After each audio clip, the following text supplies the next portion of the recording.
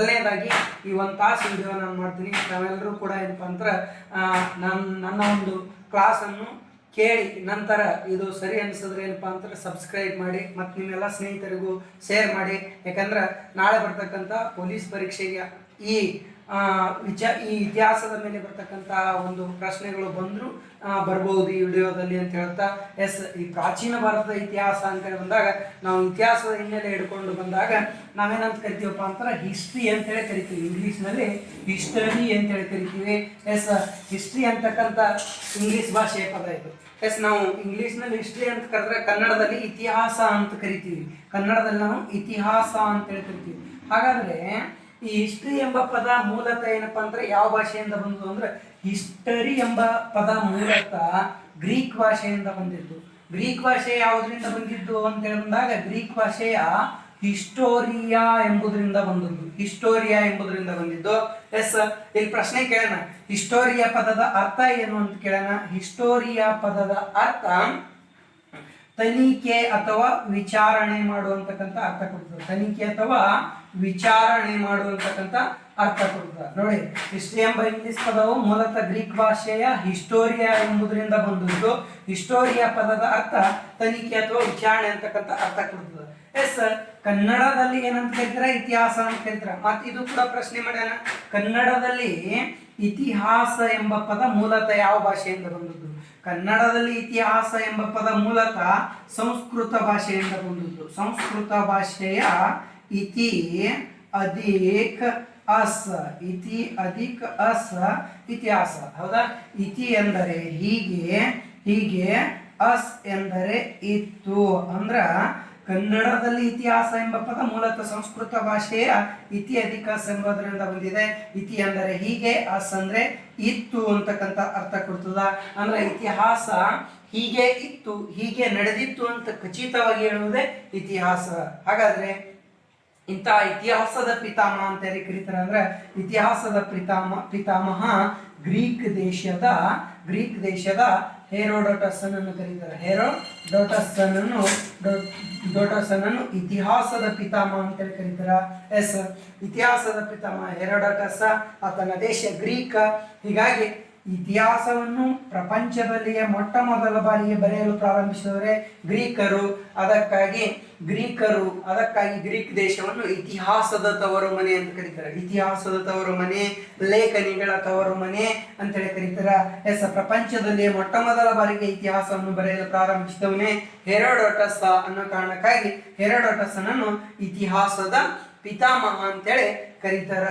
ಹಾಗಾದ್ರೆ ಸರ್, ಇತಿಹಾಸದ ಪಿತಾಮಹ ಹೆರೋಡೋಟಸ್ ಬರೆದಂತ ಮೊಟ್ಟ ಮೊದಲ ಗ್ರಂಥ ಯಾವುದು ಅಂತೇಳಿ ಬಂದಾಗ the history of Persian wars. ಅದು ಕನ್ನಡದೊಳಗೆ ಏನಂತ ಕರೀತಾರಪ್ಪ ಅಂತಂದ್ರ ಪರ್ಷಿಯನ್ ಕದನಗಳು ಅಂತಕ್ಕಂಥ ಗ್ರಂಥ. ಪರ್ಷಿಯನ್ ಕದನಗಳು ಅಂತಕ್ಕಂಥ ಗ್ರಂಥವನ್ನು ಕರೀತಾನ. ಅದನ್ನು the history of Persian wars ಅಂತೇಳಿ ಕರೀತಾರ. ಪ್ರಪಂಚದಲ್ಲಿ ಇತಿಹಾಸದ ಪಿತಾಮಹ ಯಾರು ಅಂದ್ರೆ ಹೆರೋಡೋಟಸ್. ಹಾಗಾದ್ರೆ ಭಾರತದ ಇತಿಹಾಸದ ಪಿತಾಮಹ ಅಂತೇಳಿ ಕರೀತಾರೆ. ಅಂದ್ರೆ ಭಾರತದ ಇತಿಹಾಸದ ಪಿತಾಮಹ ಅಂತೇಳಿ ಕಾಶ್ಮೀರದ ಕವಿ ಕಲ್ಲಣ್ಣನ ಕರೀತಾರೆ. ಕಾಶ್ಮೀರದ ಕವಿ ಕಲ್ಲಣ್ಣನನ್ನು ಇತಿಹಾಸದ ಪಿತಾಮಹ, ಭಾರತದ ಇತಿಹಾಸದ ಪಿತಾಮಹ ಅಂತ ಕರೀತಾರೆ. ಹಾಗಾದ್ರೆ ಈ ಕಲ್ಲಣ್ಣನ ಪ್ರಸಿದ್ಧ ಗ್ರಂಥ ಯಾವ್ದಪ್ಪ ಅಂತಾರ ರಾಜತರಂಗಿಣಿ ಅಂತಕ್ಕಂಥ ಗ್ರಂಥ. ರಾಜತರಂಗಿಣಿ ಅಂತಕ್ಕಂಥ ಗ್ರಂಥ. ಅದೇ ರೀತಿಯಾಗಿ ಕರ್ನಾಟಕದ ಇತಿಹಾಸದ ಪಿತಾಮಹ ಯಾರು ಅಂದ್ರೆ ಕರ್ನಾಟಕದ ಇತಿಹಾಸದ ಪಿತಾಮಹ ಅಂತೇಳಿ ಯಾರಿಗೆ ಕರೀತಾರೆ ಅಂದ್ರೆ EP ರೈಸರಿಗೆ ಕರೀತಾರೆ. ಮತ್ ನೀವು ಕನ್ಫ್ಯೂಸ್ ಮಾಡ್ಕೊಂಡು BL ರೈಸ ಅಂದ್ರಿ. BL ರೈಸರ್ ಅವರನ್ನ ಅಂತ ಕರೀತಾರಪ್ಪ ಅಂದ್ರೆ ಕರ್ನಾಟಕದ ಶಾಸನಗಳ ಪಿತಾಮಹ ಅಂತೇಳಿ ಕರೀತಾರೆ. ಇಲ್ಲಿ EP ರೈಸ ಕರ್ನಾಟಕದ ಇತಿಹಾಸದ ಪಿತಾಮಹ. ನೋಡಿ, ಇತಿಹಾಸದ ಪಿತಾಮಹ ಹೆರೋಡೋಟಸ್, ಭಾರತದ ಇತಿಹಾಸದ ಪಿತಾಮಹ ಕಲ್ಲಣ, ಕರ್ನಾಟಕದ ಇತಿಹಾಸದ ಪಿತಾಮಹ ಯಾರೇ EP ರೈಸ ಅಂತಕ್ಕಂಥವ್ನು.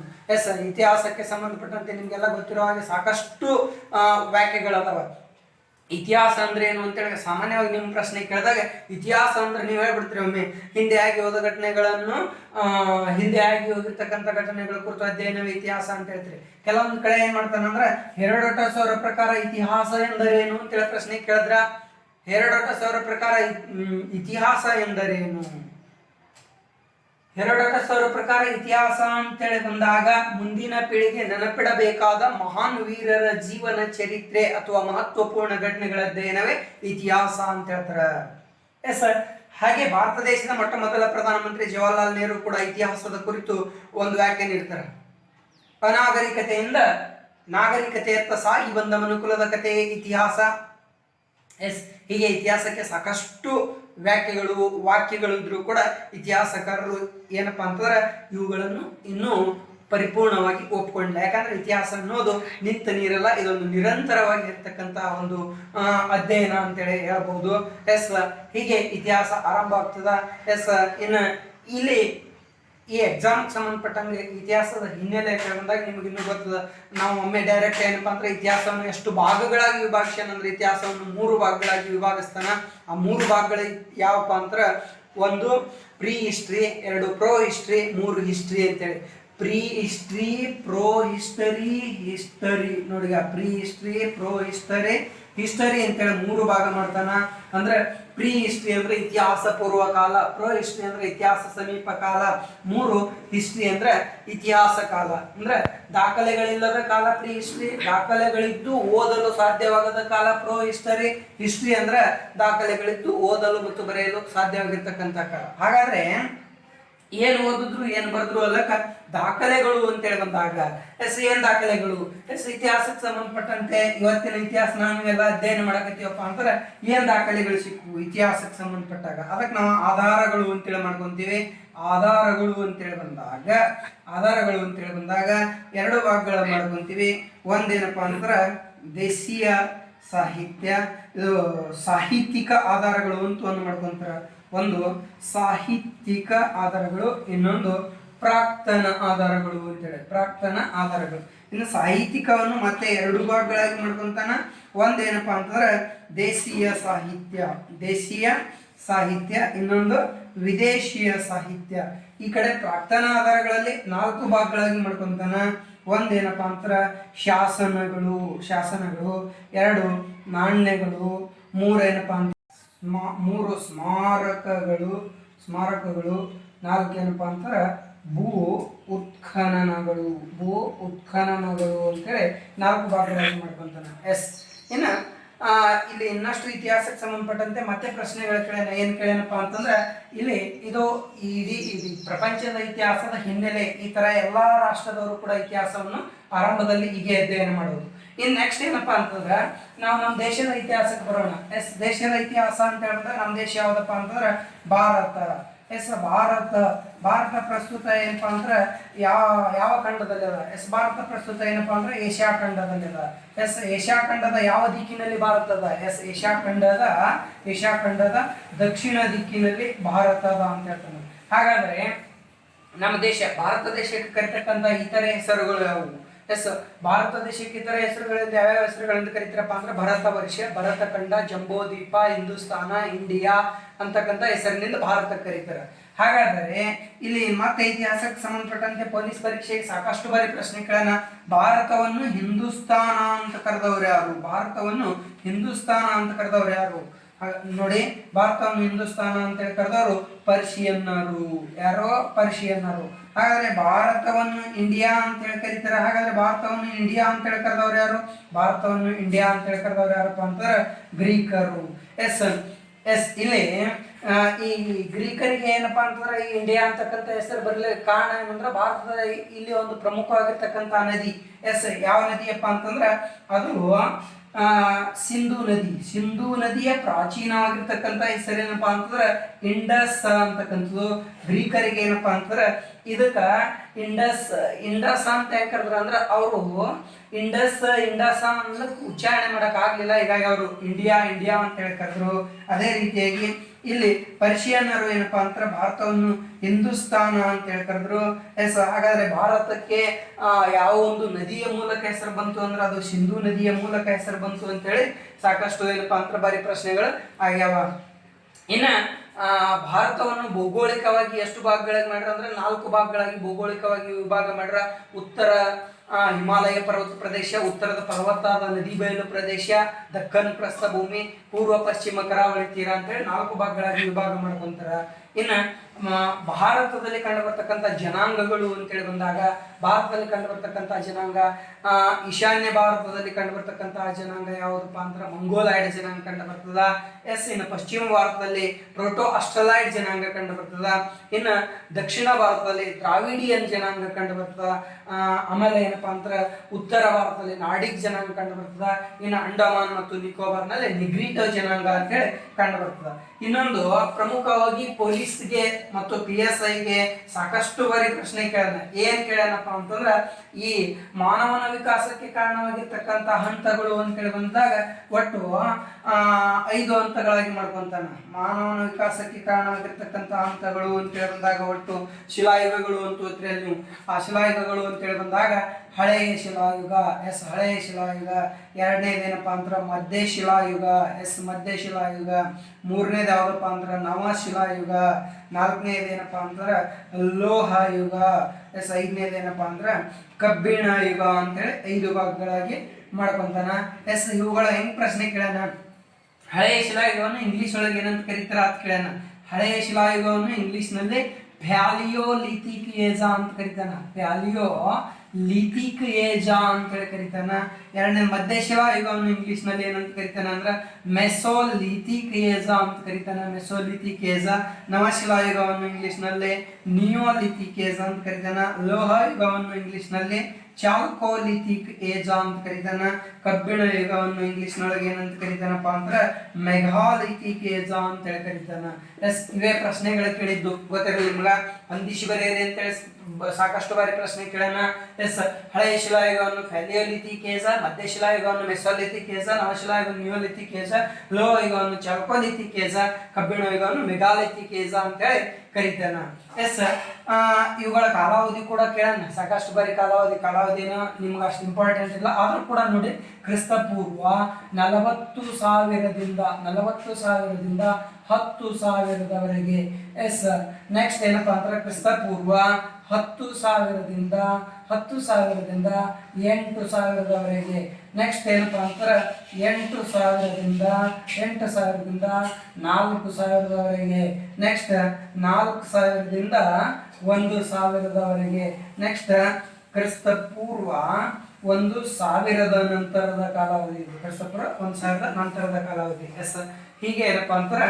ಇದು ಆರಂಭಿಕವಾಗಿ ಇತಿಹಾಸದ ಹಿನ್ನೆಲೆ ಅಂತ ಹೇಳಿ ಬಂದಾಗ ಹಳೆಯ ಶಿಲಾಯುಗದ ಮಾನವನಿಗೆ ಏನಪ್ಪಾ ಅಂದ್ರೆ ಈ ಹಳೆಯ ಶಿಲಾಯುಗದ ಅಂತ್ಯ ಭಾಗದಲ್ಲಿ ಮಾನವನಿಗೆ ಏನಾಯ್ತು ಅಂದ್ರೆ ಬೆಂಕಿಯ ಪರಿಚಯ ಆಯಿತು. ಇದೇ ಹಳೆಯ ಶಿಲಾಯುಗದಲ್ಲಿನೇ ಮಾನವ ಏನಪ್ಪಾ ಅಂತಂದ್ರೆ ಇದು ಕೂಡ ಪ್ರಶ್ನೆ ಮಾಡ್ಯಾನ. ಕಾರ್ಟ್ಜೈಟ್ ಮಾದರಿಯ ಕಲ್ಲುಗಳನ್ನು ಕೂಡ ಬಳಕೆ ಮಾಡ್ಕೊಂತಿದ್ದ.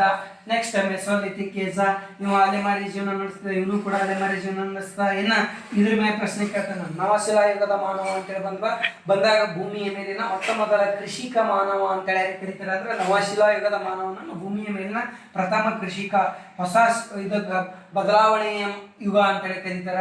ಇನ್ನ ಲೋಹ ಯುಗ, ಇದನ್ನು ತಾಮ್ರ ಯುಗ ಅಂತಾನು ಕೂಡ ಪ್ರಶ್ನೆ ಮಾಡ್ತಾನ. ಮಾನವ ಬಳಸಿದ ಮೊದಲ ಲೋಹ ತಾಮ್ರ, ಆದ್ರೆ ಮಾನವನಿಗೆ ಪರಿಚಯವಾದ ಮೊದಲ ಲೋಹ ಚಿನ್ನ. ಆದ್ರೆ ಮಾನವ ಬಳಕೆ ಮಾಡಿದ ಲೋಹ ಯಾವ್ದಪ್ಪ ಅಂದ್ರೆ ತಾಮ್ರ. ಮುಂದೆ ತಾಮ್ರದ ಜೊತೆಗೆ ತವರನ್ನು ಬೆರೆಸಿ ಕಂಚನ್ನು ತಯಾರಿಸ್ತಾನ. ಅದಕ್ಕಾಗಿ ಇದನ್ನು ಕಂಚಿನ ಯುಗ ಅಂತ ಕೂಡ ಕರೀತಾರ. ಇದೇ ಯುಗಕ್ಕೆ ಸಂಬಂಧಪಟ್ಟಂತೆ ಭಾರತದ ಮೊಟ್ಟ ಮೊದಲ ನಾಗರಿಕತೆ ಸಿಂಧು ನಾಗರಿಕತೆ. ಇನ್ನು ಮೆಗಾಲಿಥಿಕ್ ಏಜ್, ಕಬ್ಬಿಣ ಯುಗ ಅಂತ ಹೇಳಿ ಕರೀತಾರ. ಇಲ್ಲಿ ಏನಪ್ಪಾ ಅಂದ್ರೆ ಇದನ್ನು ಮೆಗಾ ಅನ್ಲಕ್ಕೆ ಕಾರಣ ಏನಂದ್ರೆ ಈ ಶಿಲಾಯುಗದಲ್ಲಿ ಮಾನವ ಏನಪ್ಪಾ ಅಂದ್ರೆ ದೊಡ್ಡ ದೊಡ್ಡ ಬಂಡೆಗಲ್ಲುಗಳನ್ನು ಕರೆದು ಸಮಾಧಿಗಳನ್ನು ನಿರ್ಮಿಸ್ತಿದ್ದ. ಅದಕ್ಕಾಗಿ ಇದನ್ನು ಬೃಹತ್ ಶಿಲಾ ಸಂಸ್ಕೃತಿ ಅಂತ ಹೇಳಿ ಕರೀತಾರ. ಈ ಯುಗದಲ್ಲಿ ಏನಪ್ಪಾ ಅಂದ್ರೆ ಪ್ರಾಚೀನ ಕಾಲದಲ್ಲಿ ಮಾನವನಿಗೆ ಕೆಲವು ಕಬ್ಬಿಣದ ವಸ್ತುಗಳು ದೊರೆತ ಸ್ಥಳ ಯಾವುದು ಅಂತ ಕ್ವಶನ್ ಕೇಳೋಣ. ಅದು ಹಾವೇರಿ ಜಿಲ್ಲೆ ಬರ್ತದ. ಹಾವೇರಿ ಜಿಲ್ಲೆ ಅಂತ ಹೇಳಿ ಬರ್ತದ. ಇನ್ನು ವಿಶೇಷವಾಗಿ ಹೇಳ್ಬೇಕು ಅಂದ್ರೆ ಭೂಮಿಯ ಮೇಲೆ ಮಾನವ ಕೃಷಿ ಪದ್ಧತಿ ಆರಂಭಿಸಿದ್ದ ಅಲ್ಲಕ್ಕ ಕೃಷಿ ಭೂಮಿ ಕಂಡು ಬಂದ ಮೊದಲ ಸ್ಥಳ ಮೆಹರ್ಗರ್ರಾ ಅಂತೇಳಿ ಬರ್ತದೆ. ಮೆಹರ್ಗರ್ರಾ ಅಂತೇಳಿ ಬರ್ತದ. ಇದು ಪ್ರೆಸೆಂಟ್ ಪಾಕಿಸ್ತಾನದಲ್ಲಿ ಕಂಡು ಬರ್ತದ. ಮಾನವ ಬಳಸಿದ ಮೊದಲ ಪ್ರಾಣಿ ಯಾವುದಪ್ಪ ಅಂತಾರ ನಾಯಿ. ಎಸ್, ಮಾನವ ಏನಪ್ಪಾ ಅಂತಾರ ಮೊಟ್ಟ ಮೊದಲ ಬಾರಿಗೆ ಬೆಳೆದ ಧಾನ್ಯ ಯಾವುದಪ್ಪ ಅಂತಾರ ಭತ್ತ ಅಂತಕ್ಕಂಥದ್ದು. ಎಸ್, ಇದಿಷ್ಟು ಇತಿಹಾಸದ ಹಿನ್ನೆಲೆ ಅಂತೇಳಿ ಬಂದಾಗ ಇನ್ನು ಮೇನ್ ಪ್ರಮುಖವಾಗಿರ್ತಕ್ಕಂಥ ಘಟ್ಟ ಬರೋಣ. ಪ್ರಾಚೀನ ಭಾರತದ ಇತಿಹಾಸ ಆರಂಭವಾಗುವುದೇ, ಅದು ಭಾರತದ ಇತಿಹಾಸ ಆರಂಭವಾಗುವುದೇ ಸಿಂಧೂ ನಾಗರಿಕತೆಯಿಂದ ಆರಂಭವಾಗ್ತದ. ಯಾವ ನಾಗರಿಕತೆಯಿಂದ ಅಂದ್ರೆ ಸಿಂಧೂ ನಾಗರಿಕತೆ. ಎಸ್, ಸಿಂಧೂ ನಾಗರಿಕತೆ ಬಹಳ ಇಂಪಾರ್ಟೆಂಟ್. ಈ ಟಾಪಿಕ್ ಮೇಲೆ KS, PSI, KPSC, group C ನಡೆಸ್ತಕ್ಕಂಥವು ಯಾವುದೇ ಎಕ್ಸಾಮ್ ಕೂಡ ಏನಪ್ಪಾ ಅಂದ್ರೆ ಈ ಸಿಂಧೂ ನಾಗರಿಕತೆಯ ಮೇಲೆ ಸಾಕಷ್ಟು ಪ್ರಶ್ನೆಗಳು ಮಾಡಕತ್ತಾನ. ಸಿಂಧೂ ನಾಗರಿಕತೆ ಅಂತ ಹೇಳಿ ಬಂದಾಗ ಇದರ ಕಾಲ ಕ್ರಿಸ್ತ ಪೂರ್ವ 3000ದಿಂದ ಕ್ರಿಸ್ತ ಪೂರ್ವ 1500ರ ಕಾಲಾವಧಿಯನ್ನು ಸಿಂಧೂ ನಾಗರಿಕತೆಯ ಕಾಲ ಅಂತ ಹೇಳಿ ಕರೀತಾರ. ಇಲ್ಲಿ ಪ್ರಪಂಚದ ಮೊಟ್ಟ ಮೊದಲ ನಾಗರಿಕತೆ ಯಾವುದಪ್ಪ ಅಂದ್ರ ಈಜಿಪ್ಟ್ ನಾಗರಿಕತೆ. ಪ್ರಪಂಚದ ಮೊಟ್ಟ ಮೊದಲ ನಾಗರಿಕತೆ ಈಜಿಪ್ಟ್ ನಾಗರಿಕತೆ. ಆದ್ರ ಭಾರತದ ಮೊಟ್ಟ ಮೊದಲ ನಾಗರಿಕತೆ ಯಾವುದಪ್ಪ ಅಂದ್ರೆ ಸಿಂಧೂ ನಾಗರಿಕತೆ. ಎಸ್, ಪ್ರಪಂಚದ ಅತಿ ದೊಡ್ಡ ನಾಗರಿಕತೆ ಯಾವುದು ಅಂದ್ರೆ ಸಿಂಧೂ ನಾಗರಿಕತೆ. ವಿಶೇಷವಾಗಿ ತಿಳ್ಕೊಳ್ಳಿ ವಿದ್ಯಾರ್ಥಿಗಳೇ. ಎಸ್, ಪ್ರಪಂಚದ ಮೊಟ್ಟ ಮೊದಲ ನಾಗರಿಕತೆ ಈಜಿಪ್ಟ್ ನಾಗರಿಕತೆ. ಆದ್ರೆ ಪ್ರಪಂಚದ ಅತಿ ದೊಡ್ಡ ನಾಗರಿಕತೆ ಯಾವುದಂದ್ರೆ ಸಿಂಧೂ ನಾಗರಿಕತೆ. ಪ್ರಪಂಚದ ಮೊಟ್ಟ ಮೊದಲ ನಗರ ನಾಗರಿಕತೆ, ಹಳ್ಳಿ ನಾಗರಿಕತೆ ಅಲ್ಲ, ಗ್ರಾಮೀಣ ನಾಗರಿಕತೆ ಅಲ್ಲ, ಪ್ರಪಂಚದ ಮೊಟ್ಟ ಮೊದಲ ನಗರ ನಾಗರಿಕತೆ ಅಂದ್ರೆ ಮುಂದುವರೆದ ನಾಗರಿಕತೆ ಸಿಂಧೂ ನಾಗರಿಕತೆ. ಇನ್ನೊಂದು ವಿಶೇಷ ಗೊತ್ತಿರಲಿ, ಪ್ರಪಂಚದಲ್ಲಿಯೇ ಮೊಟ್ಟ ಮೊದಲ ಬಾರಿಗೆ ಹತ್ತಿಯನ್ನು ಬೆಳೆದ ಮೊದಲ ನಾಗರಿಕತೆಯೂ ಕೂಡ ಸಿಂಧೂ ನಾಗರಿಕತೆ. ಪ್ರಪಂಚದಲ್ಲಿಯೇ ಒಳಚರಂಡಿ ವ್ಯವಸ್ಥೆ ಅಳವಡಿಸಿಕೊಂಡ ಮೊಟ್ಟ ಮೊದಲ ನಾಗರಿಕತೆ. ಒಳಚರಂಡಿ ವ್ಯವಸ್ಥೆ ಅಳವಡಿಸಿಕೊಂಡ ಮೊಟ್ಟ ಮೊದಲ ನಾಗರಿಕತೆ ಇದು ಸಿಂಧೂ ನಾಗರಿಕತೆ. ಎಸ್, ಇನ್ನು ನೆಕ್ಸ್ಟ್ ಏನಪ್ಪಾ ಅಂತಾರೆ, ಪ್ರಪಂಚದಲ್ಲಿ ಮಾನವನ ಉಲ್ಲೇಖಗಳಿಲ್ಲದೆ ಬೆಳಕಿಗೆ ಬಂದ ಮೊಟ್ಟ ಮೊದಲ ನಾಗರಿಕತೆ ಕೂಡ ಯಾವುದಪ್ಪ ಅಂತಾರೆ ಅದು ಸಿಂಧೂ ನಾಗರಿಕತೆ. ಎಸ್, ಸಿಂಧೂ ನಾಗರಿಕತೆ ಯಾವ ನದಿಯ ದಂಡೆಯ ಮೇಲೆ ಬೆಳೆದು ಬಂತು? ಸಿಂಧೂ ನದಿಯ ದಂಡೆಯ ಮೇಲೆ ಈ ನಾಗರಿಕತೆ ಬೆಳೆದು ಬಂದದನ್ನ ಕಾರಣಕ್ಕಾಗಿ ಇದಕ್ಕೆ ಸಿಂಧೂ ನಾಗರಿಕತೆ ಅಂತ ಕರೀತಾರೆ. ಸಿಂಧೂ ನದಿಯನ್ನು ಭಾರತದ ನಾಗರಿಕತೆಯ ತೊಟ್ಟಿಲು ಅಂತೇಳಿ ಕರೀತಾರೆ. ಎಸ್, ಈ ನಾಗರಿಕತೆಗೆ ಸಂಬಂಧಿಸಿದಂತೆ 1856ರಲ್ಲಿ ಮೊಟ್ಟ ಮೊದಲ ಬಾರಿಗೆ ದೊರೆತಂತ ಅವಶೇಷಗಳು ಯಾವಪ್ಪ ಅಂದ್ರೆ ಸುಟ್ಟ ಇಟ್ಟಿಗೆಗಳು. ಇವು ಯಾವ ಸಂದರ್ಭದಲ್ಲಿ ದೊರೆತಿದ್ವು ಅಂದ್ರೆ ರೈಲು ಮಾರ್ಗ ನಿರ್ಮಿಸುವ ಸಂದರ್ಭದಲ್ಲಿ ಸಿಕ್ಕಿರ್ತಕ್ಕಂಥ ಇಟ್ಟಿಗೆಗಳು. ಸಿಂಧೂ ನಾಗರಿಕತೆಯ ಕುರಿತು ಮೊದಲ ಬಾರಿಗೆ ಅಧ್ಯಯನ ಕೈಗೊಂಡವರು ಯಾರಪ್ಪ ಅಂದ್ರೆ 1862ರಲ್ಲಿ ಅಲೆಕ್ಸಾಂಡರ್ ಕನ್ನಿಂಗ್ ಹ್ಯಾಮ್ ಅಂತಕ್ಕಂಥವ್ರು. ಮುಂದೆ 1904ರಲ್ಲಿ ಕೋಲ್ಕತ್ತಾದಲ್ಲಿ ಲಾರ್ಡ್ ಕರ್ಜನ್, ಅಂದಿನ ಬ್ರಿಟಿಷ್ ಬಂಗಾಳದ ಗವರ್ನರ್ ಜನರಲ್ ಲಾರ್ಡ್ ಕರ್ಜನ್ ಅವ್ರು ಏನ್ ಮಾಡ್ತಾರಪ್ಪ ಅಂತಾರ ಭಾರತೀಯ ಪುರಾತತ್ವ ಇಲಾಖೆಯನ್ನು ಆರಂಭಿಸ್ತಾರ. ಎಸ್, ಮುಂದೆ ಏನಪ್ಪಾ ಅಂದ್ರೆ ಈ ಸಿಂಧೂ ನಾಗರಿಕತೆಗೆ ಸಂಬಂಧಿಸಿದಂತೆ ಇಲ್ಲಿಯವರೆಗೆ 1500 ನೆಲೆಗಳು ಪತ್ತೆ ಹಚ್ಚಲಾಗಿದೆ. ಎಸ್, ದೇಶ ಇಬ್ಬಾಗ ಆದಾಗ ಅಂದ್ರೆ 1947ರಲ್ಲಿ ದೇಶ ಇಬ್ಬಾಗ ಆದಾಗ 500 ನೆಲೆಗಳು ಪಾಕಿಸ್ತಾನಕ್ಕೆ ಸೇರ್ಪಡೆ ಆಗ್ತಾವ. ಎಸ್, ಇನ್ನು ಸಿಂಧೂ ನಾಗರಿಕತೆ ಏನಪ್ಪಾ ಅಂತಾರ 1000 ನೆಲೆಗಳು ಭಾರತದಲ್ಲಿ ಪತ್ತೆ ಆಗ್ತಾವ. ಎಸ್, ಸಿಂಧೂ ನಾಗರಿಕತೆಗೆ ಸಂಬಂಧಿಸಿದಂತೆ ಈ ಸಿಂಧೂ ನಾಗರಿಕತೆ ಯಾವಾಗ ಸಿಂಧು ನಾಗರಿಕತೆಯ ಮೊಟ್ಟ ಮೊದಲ ನಗರಗಳು ಪತ್ತೆಯಾಗಿದ್ದು ಅಂದ್ರೆ 1921, 22ರಲ್ಲಿ 1921, 22ರಲ್ಲಿ ನಗರಗಳು ಪತ್ತೆ ಆಗ್ತಾವ. ಅದರಲ್ಲಿ ವಿಶೇಷವಾಗಿ ಏನಪ್ಪಾ ಅಂದ್ರೆ ಹರಪ್ಪವನ್ನು 1921ರಲ್ಲಿ, ಮಹೇಂಜೋದಾರವನ್ನು 1922ರಲ್ಲಿ ಏನ್ ಮಾಡ್ಲಾಗ್ತದಪ್ಪ ಅಂದ್ರೆ ಪತ್ತೆ ಹಚ್ಚಲಾಗ್ತದ. ಎಸ್, ಹರಪ್ಪವನ್ನು ಪತ್ತೆ ಹಚ್ಚದವ್ರು ಯಾರಪ್ಪ ಅಂತಾರ ದಯಾರಾಮ್ ಸಾಹ್ನಿ. ಮಹೇಂಜೋದಾರವನ್ನು ಪತ್ತೆ ಹಚ್ಚದವ್ರು ಯಾರಪ್ಪ ಅಂತಾರ RD ಬ್ಯಾನರ್ಜಿ ಅಂತಕ್ಕಂಥವ್ರು. ಎಸ್, 1500 ನೆಲೆಗಳು ಪತ್ತೆ ಆಗ್ಯಾವ. ಆದ್ರ ಸಿಂಧೂ ನಾಗರಿಕತೆಗೆ ಸಂಬಂಧಿಸಿದಂತೆ ಕೊನೆಯದಾಗಿ ಪತ್ತೆ ಹಚ್ಚಲಾದ ನಗರ ಯಾವ್ದಪ್ಪ ಅಂದ್ರ ಇದನ್ನು ಧೋಲವೀರ ಅಂತ ಹೇಳಿ ಕರೀತಾರ. ಈ ಧೋಲವೀರ ಅಂತಕ್ಕಂಥ ನಗರ ಪತ್ತೆ ಹಚ್ಚಲಾಗ್ತದ. ಇದು ಗುಜರಾತ್ ರಾಜ್ಯದಲ್ಲಿ ಕಂಡು ಬರ್ತದ. ಇದ್ರ ಬಗ್ಗೆ ವಿಶೇಷವಾಗಿ ನೋಡಿ, ಧೋಲವೀರ ಅಂತ ಹೇಳಿ ಬಂದಾಗ ಇತ್ತೀಚೆಗೆ ಸಿಂಧೂ ನಾಗರಿಕತೆಗೆ ಸಂಬಂಧಿಸಿದಂತೆ ಪತ್ತೆ ಹಚ್ಚಲಾದ ನಗರ ಧೋಲವೀರ. ಮತ್ತೆ ಇದ್ರ ಬಗ್ಗೆ ಏನ್ ಕ್ವಶನ್ ಕೇಳೋಣ ಅಂದ್ರೆ ಧೋಲವೀರ ಸಿಂಧೂ ನಾಗರಿಕತೆ ಯಾವ ನಗರದಲ್ಲಿ ಅತಿ ಹೆಚ್ಚಿನ ನೀರಿನ ಸಂಗ್ರಹಣೆ ಕಂಡು ಬರ್ತದ ಅಂದ್ರೆ ಅದು ಧೋಲವೀರದಲ್ಲಿ.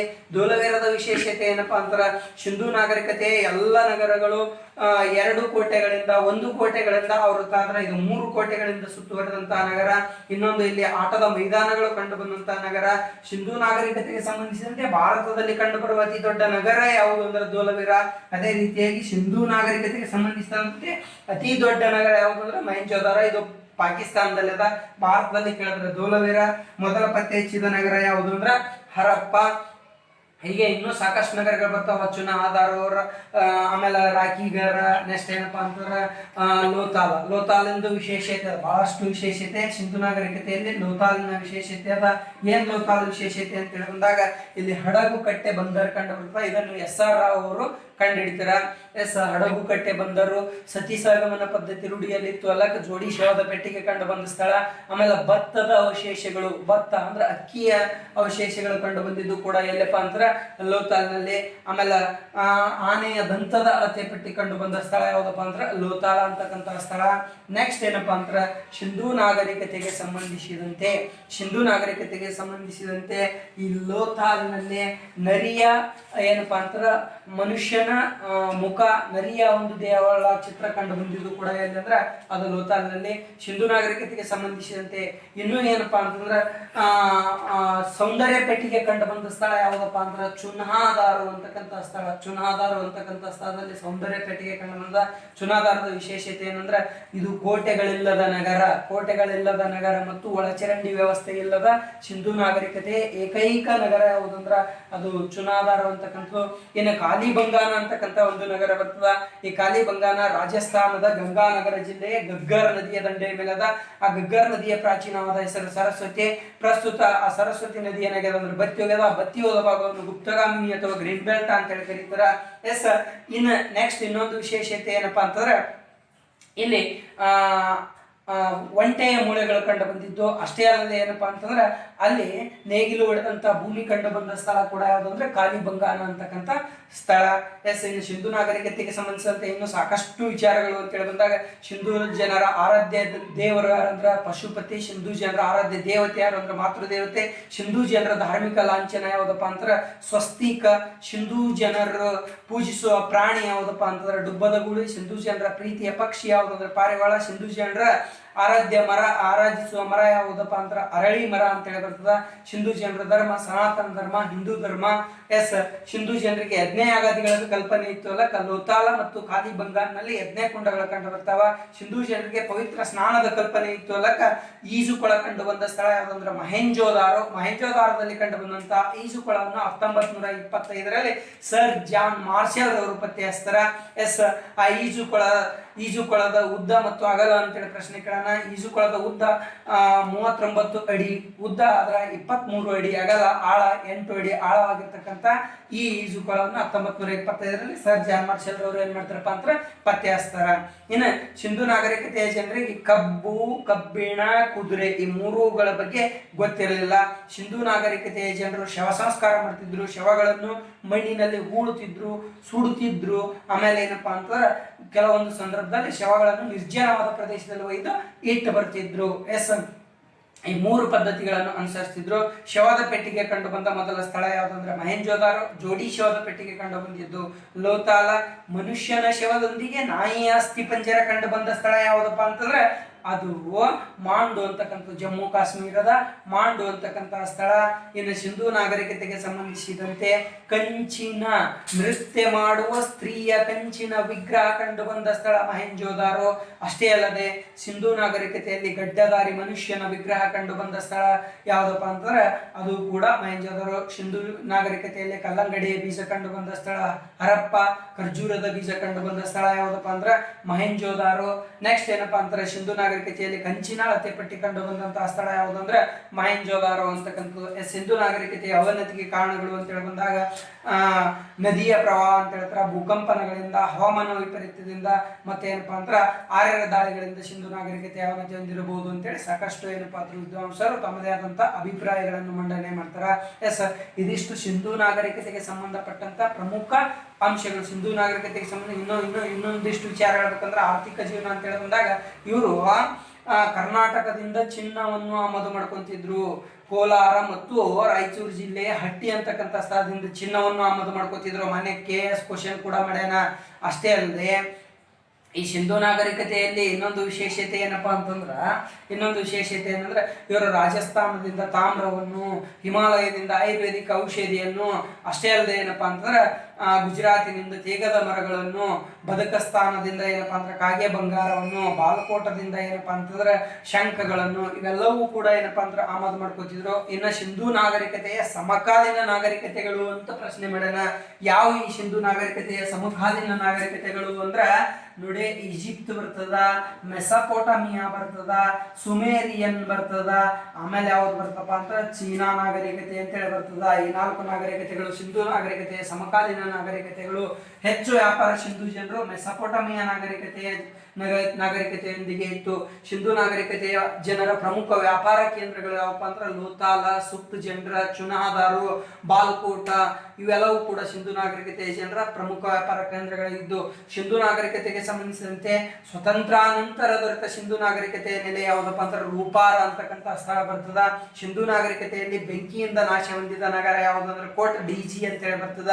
ಅಷ್ಟೇ ಅಲ್ಲದೆ ಸಿಂಧೂ ನಾಗರಿಕತೆಯ ಜನರಿಗೆ ಕುದುರೆಯ ಬಗ್ಗೆ ಗೊತ್ತಿರಲಿಲ್ಲ, ಆದ್ರೂ ಕುದುರೆ ಅವಶೇಷ ಕಂಡದ. ಅದೆಲ್ಲಪ್ಪ ಅಂತಂದ್ರೆ ಸೂರ್ಕೊಟಡ ಅಂತ ಹೇಳಿ ಬರ್ತದೆ, ಗುಜರಾತಿನ ಸೂರ್ಕೊಟಡದಲ್ಲಿ. ಅಲ್ಲಿ ಯಾಕಾದ್ರೂ ಅವಶೇಷ ಕಂಡು ಬಂತು ಅಂದ್ರೆ ಆರ್ಯರ ದಾಳಿಯಿಂದ ನಾಶ ಆಗಿರ್ಬೇಕು. ಭಾರತಕ್ಕೆ ಆರ್ಯರು ಕುದುರೆ ಕಬ್ಬಿಣವನ್ನು ಪರಿಚಯ ಮಾಡಿದ್ರು, ಆ ಸಂದರ್ಭದಲ್ಲಿ ಕುದುರೆ ಅವಶೇಷಗಳು ಸಿಕ್ಕಿರಬಹುದು ಅಂತ ಹೇಳಿ ಉಲ್ಲೇಖ ಮಾಡ್ತಾರ. ಇದಿಷ್ಟು ಸಿಂಧೂ ನಾಗರಿಕತೆ ಅಂತ ಹೇಳಿ ಬಂದಾಗ. ಇನ್ನ ನೆಕ್ಸ್ಟ್ ಸಿಂಧೂ ನಾಗರಿಕತೆಯ ನಂತರ ಬರ್ತಕ್ಕಂತ ಇನ್ನೊಂದು ಪ್ರಾಚೀನ ಭಾರತದ ಇತಿಹಾಸಕ್ಕೆ ಸಂಬಂಧಪಟ್ಟಂತೆ ಯಾವ್ದಪ್ಪ ಅಂದ್ರೆ ವೇದಗಳ ಕಾಲದ ನಾಗರಿಕತೆ ಅಂತ ಹೇಳಿ ಬರ್ತದ. ಎಸ್, ಈ ವೇದಗಳ ಕಾಲದ ನಾಗರಿಕತೆ ಅಂತ ಹೇಳಿ ಬಂದಾಗ ಇಲ್ಲಿ ಕ್ವಶನ್ ಬಹಳಷ್ಟು ಕ್ವಶನ್ಗಳು ಇಲ್ಲೇ ಆಗ್ತಾವ. ವೇದಗಳ ಕಾಲದ ನಾಗರಿಕತೆ ಅಂತ ಹೇಳಿ ಬಂದಾಗ ವೇದಗಳ ಕಾಲದ ನಾಗರಿಕತೆ ಸಿಂಧೂ ನಾಗರಿಕತೆಯ ಅವನತಿಯ ನಂತರ ಬೆಳಕಿಗೆ ಬಂದಿದ್ದು. ಇದೊಂದು ಗ್ರಾಮೀಣ ಮಟ್ಟದ ನಾಗರಿಕತೆ. ಸಿಂಧೂ ನಾಗರಿಕತೆ ಪ್ರಪಂಚದ ನಗರ ನಾಗರಿಕತೆ ಅಂದ್ರೆ ಇದೊಂದು ಗ್ರಾಮೀಣ ಮಟ್ಟದ ನಾಗರಿಕತೆ. ಎಸ್, ಕ್ವಶನ್ ಮಾಡೋಣ. ಈ ವೇದ ಎಂಬ ಪದ ಮೂಲತಃ ಸಂಸ್ಕೃತ ಭಾಷೆಯ ವೀದ್ ಎಂಬುದರಿಂದ ಬಂದದ್ದು. ವೀದ್ ಎಂದರೆ ಜ್ಞಾನ ಅಥವಾ ತಿಳಿ ಅಂತಕ್ಕಂಥ ಅರ್ಥ ಕೊಡ್ತದ. ಜ್ಞಾನ ಅಥವಾ ತಿಳಿ ಅಂತಕ್ಕಂಥ ಅರ್ಥ ಕೊಡ್ತದ.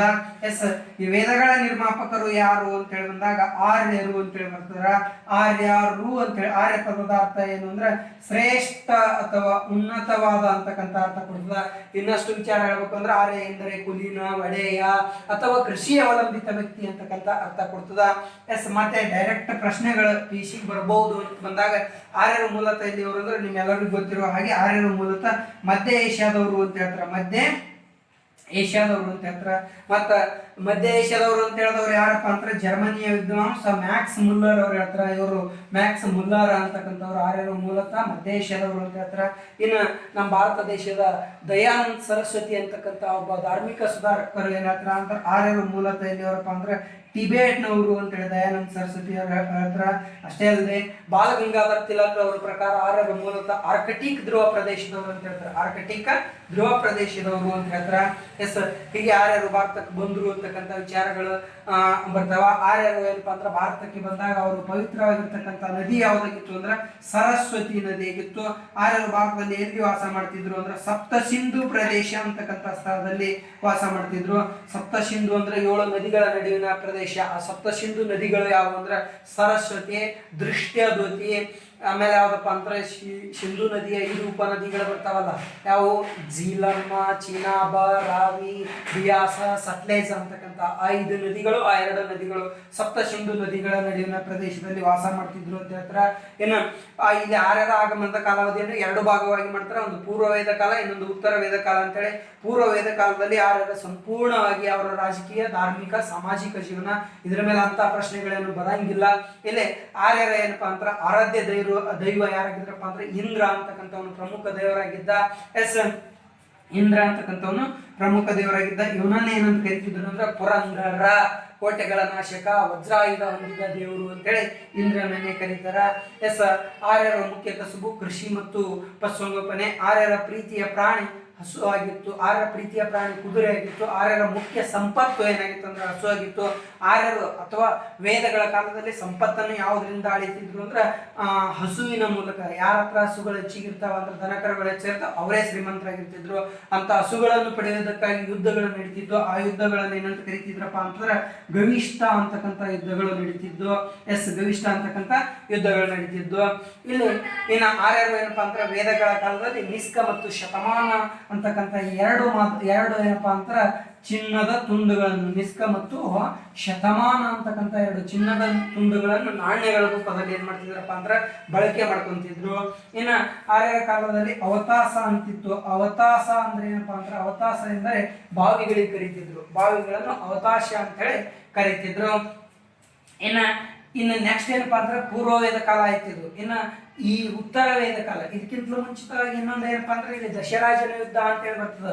ದಶರಾಜನ ಯುದ್ಧ ಅಂತೇಳಿ ಬಂದಾಗ ಈ ದಶರಾಜನ ಯುದ್ಧವನ್ನು ಏರ್ಪಡಿಸಿದವರು ಯಾರಪ್ಪ ಅಂತಾರೆ ವಿಶ್ವಾಮಿತ್ರರು. ಯಾರೇ ವಿಶ್ವಾಮಿತ್ರ ಅಂತಕ್ಕಂಥವ್ರು. ಇದು ರಾವಿ ನದಿಯ ದಂಡೆಯ ಮೇಲೆ ನಡೀತದ. ರಾವಿ ನದಿಯ ಪ್ರಾಚೀನವಾದ ಹೆಸರು ಯಾವ್ದಪ್ಪ ಅಂದ್ರೆ ಪರುಷ್ಟಿ ನದಿ ಅಂತಕ್ಕಂಥದ್ದು ರಾವಿ ನದಿಯ ಪ್ರಾಚೀನವಾದ ಹೆಸರು. ಇಲ್ಲಿ ಆರ್ಯರು ಮತ್ತು ಆರ್ಯವೇತರ ಮಧ್ಯೆ ನಡೀತದ. ಇದು ಭಾರತ ದೇಶದ ಮೊಟ್ಟ ಮೊದಲ ಯುದ್ಧನೇ ಯಾವ್ದಪ್ಪ ಅಂತಾರೆ ದಶರಾಜನ ಯುದ್ಧ ಅಂತಕ್ಕಂಥದ್ದು ನಡೀತದ. ಕುರು ಮತ್ತು ಪುರುಗಳ ಮಧ್ಯೆ ಏನಪ್ಪಾ ಅಂತಾರೆ ಈ ಒಂದು ಯುದ್ಧವನ್ನು ನಡೀತದ ಅಂತಕ್ಕಂಥ ವಿಚಾರಗಳ ಹತ್ರ. ನೆಕ್ಸ್ಟ್ ಏನಪ್ಪಾ ಅಂತಾರೆ ಉತ್ತರ ವೇದ ಕಾಲ. ಇಲ್ಲಿ ಸಂಪೂರ್ಣ ಉತ್ತರ ವೇದ ಕಾಲದಲ್ಲಿ ಇಂಪಾರ್ಟೆಂಟ್ ಏನಪ್ಪಾ ಅಂದ್ರೆ ಇಲ್ಲಿ ಸಾಹಿತ್ಯನೇ ಹೇಳ್ಬೇಕು. ಎಕ್ಸಾಮ್ಗೆ ಸಂಬಂಧಪಟ್ಟಂತೆ ಸಾಹಿತ್ಯ ಅಂತ ಹೇಳಿ ಬಂದಾಗ ಒಟ್ಟು 4 ವೇದಗಳು, ಪ್ರಮುಖವಾಗಿ 4 ವೇದಗಳು ಬರ್ತಾವ. ಗೊತ್ತಿರಲಿ ನಿಮ್ಗ. ಒಂದು ಋಗ್ವೇದ, ಎರಡೇನಪ್ಪಾ ಅಂದ್ರೆ ಯಜುರ್ವೇದ, 3 ಸಾಮವೇದ, 4 ಏನಪ್ಪಾ ಅಂದ್ರೆ ಅಥರ್ವಣ ವೇದ ಅಂತೇಳಿ 4 ವೇದಗಳು ಬರ್ತಾವ. ಋಗ್ವೇದ ಇದು 1028 ಶ್ಲೋಕಗಳನ್ನು ಒಳಗೊಂಡ ವೇದ, ಪ್ರಪಂಚದ ಅತ್ಯಂತ ಹಳೆಯ ವೇದ, ಪ್ರಾಚೀನವಾದ ವೇದ ಅಂತ ಕರೀತಾರೆ. ಈ ವೇದದಲ್ಲಿ ಪ್ರಮುಖವಾಗಿ ಗಾಯತ್ರಿ ಮಂತ್ರ ಅಂತ ಬರ್ತದೆ. ಇಂಪಾರ್ಟೆಂಟ್ ಗಾಯತ್ರಿ ಮಂತ್ರ. ಈ ಗಾಯತ್ರಿ ಮಂತ್ರದ ರಚನಾಕಾರ ಕೂಡ ಯಾರಪ್ಪ ಅಂದ್ರೆ ವಿಶ್ವಾಮಿತ್ರ. ಆಮೇಲೆ ಏನಪ್ಪಾ ಅಂದ್ರೆ ಈ ಗಾಯತ್ರಿ ಮಂತ್ರ ಎಷ್ಟನೇ ಮಂಡಲದಲ್ಲಿ ಅಂದ್ರೆ ಋಗ್ವೇದದ 3ನೇ ಮಂಡಲದಲ್ಲಿ ಕಂಡು ಬರ್ತದ. ಋಗ್ವೇದದ 7ನೇ ಮಂಡಲ ದಶರಾಜನ ಯುದ್ಧದ ಬಗ್ಗೆ ಹೇಳಿದ್ರೆ, 9ನೇ ಮಂಡಲ ಏನಪ್ಪಾ ಅಂತಾರೆ ಇಲ್ಲಿ 9ನೇ ಮಂಡಲ ಸೋಮರಸದ ಬಗ್ಗೆ ಹೇಳ್ತದ. ಇನ್ನು 10ನೇ ಮಂಡಲ ಏನ್ ಹೇಳ್ತದ ಅಂದ್ರೆ ವರ್ಣ ವ್ಯವಸ್ಥೆ ಅಂದ್ರೆ ಜಾತಿ ವ್ಯವಸ್ಥೆ ಮತ್ತು ಪುರುಷ ಸೂಕ್ತದ ಬಗ್ಗೆ ಹೇಳ್ತದ. ಋಗ್ವೇದದ ಮುಖ್ಯ ಪುರೋಹಿತ ಯಾರಪ್ಪ ಅಂದ್ರೆ ಹೋತ್ರಿ ಅಂತಕ್ಕಂಥವ್ ಬರ್ತಾನೆ. ಯಾರು ಬರ್ತಾರೆ? ಹೋತ್ರಿ ಅಂತಕ್ಕಂಥವನು. ಇನ್ನು ನೆಕ್ಸ್ಟ್ ಬರ್ತಕ್ಕಂಥ ವೇದ ಇಂಪಾರ್ಟೆಂಟ್ ಯಜುರ್ವೇದ. ಇದು ಗದ್ಯ ಮತ್ತು ಪದ್ಯ ಸಾಹಿತ್ಯವನ್ನು ಒಳಗೊಂಡ ವೇದ ಅಂತ ಹೇಳಿ ಕರೀತಾರೆ. ಇದನ್ನು 2 ಭಾಗಗಳಾಗಿ ಮಾಡ್ತಾರೆ. ಇದರಲ್ಲಿ ಯಾವುದೇ ಶ್ಲೋಕಗಳು ಕಂಡು ಬರಂಗಿಲ್ಲ. ಈ 2 ಭಾಗಗಳಾಗಿ ವಿಭಾಗ ಮಾಡ್ತಾನೆ. ಯಜುರ್ವೇದವನ್ನು 2 ಭಾಗಗಳಾಗಿ, ಒಂದು ಕೃಷ್ಣ ಯಜುರ್ವೇದ, ಇನ್ನೊಂದು ಶುಕ್ಲ ಯಜುರ್ವೇದ.